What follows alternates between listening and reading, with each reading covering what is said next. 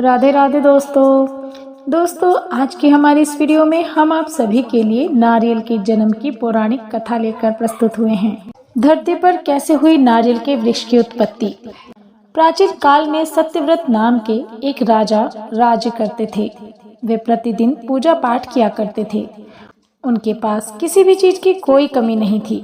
वह धन दौलत से लेकर हर प्रकार की सुविधा से समृद्ध थे। हालांकि इसके बावजूद भी राजा की एक अभिलाषा थी जिसे वो पूर्ण करने की चाह रखते थे। दरअसल राजा सत्यव्रत को किसी प्रकार से स्वर्गलोक जाने की इच्छा थी।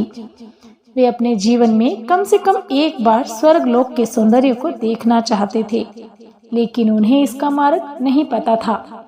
इधर दूसरी तरफ ऋषि विश्वामित्र अपनी तपस्या के लिए घर से बाहर निकले।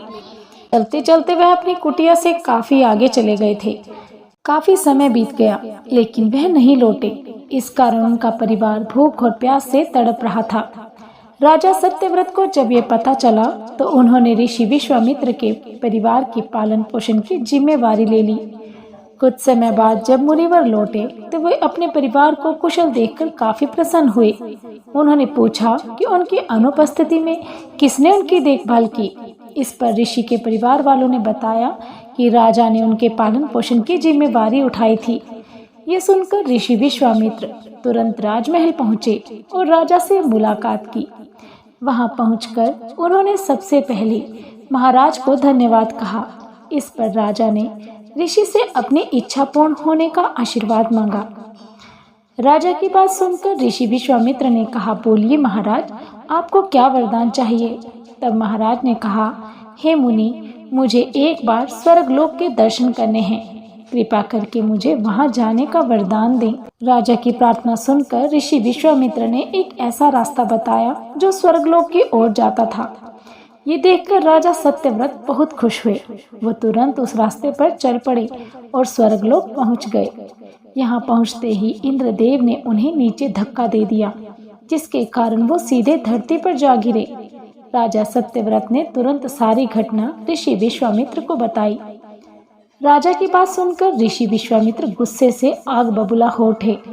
उन्होंने तुरंत सभी देवताओं से इस बारे में बात की और इस समस्या का हल निकाला, जिसके बाद राजा के लिए एक नया स्वर्गलोक बनाया गया।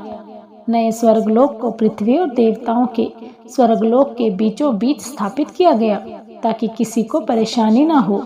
नए स्वर्गलोक से राजा सत्यव्रत तो बहुत खुश हुए, लेकिन विश्वामित्र को एक चिंता लगातार सता रही थी।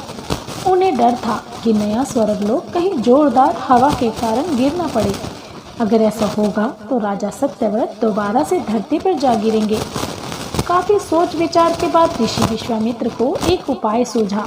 उन्होंने एक स्वर्गलोक के नीचे एक बहुत लंबा खंभा खड़ा कर दिया ताकि उसे सहारा मिल सके। ऐसी मान्यता है कि नए स्वर्गलोक के नीचे लगाया गया खंभा एक विशाल पेड़ के तने के रूप में बदल गया। यही नहीं, कुछ समय पश्चात जब राजा सत्यव्रत की मृत्यु हुई तो उनका सिर एक फल में तब्दील हो गया। तभी से इस खंबे को नारियल का पेड़ कहा जाने लगा, जबकि राजा का सिर नारियल के रूप में जाना गया। यही कारण है कि नारियल का पेड़ इतना लंबा होता है। क्या आप सभी जानते हैं कि भगवान को नारियल क्यों चढ़ाया जाता है? सभी धार्मिक आयोजन अनुष्ठानों में नारियल का इस्तेमाल किया जाता है। नारियल सौभाग्य और समृद्धि का प्रतीक है। देवताओं को नारियल का भोग बेहद प्रिय है, इसीलिए भगवान को नारियल चढ़ाने के बाद उसे प्रसाद के रूप में वितरित किया जाता है। नारियल का पानी बेहद पवित्र और सबसे शुद्ध होता है। राधे राधे।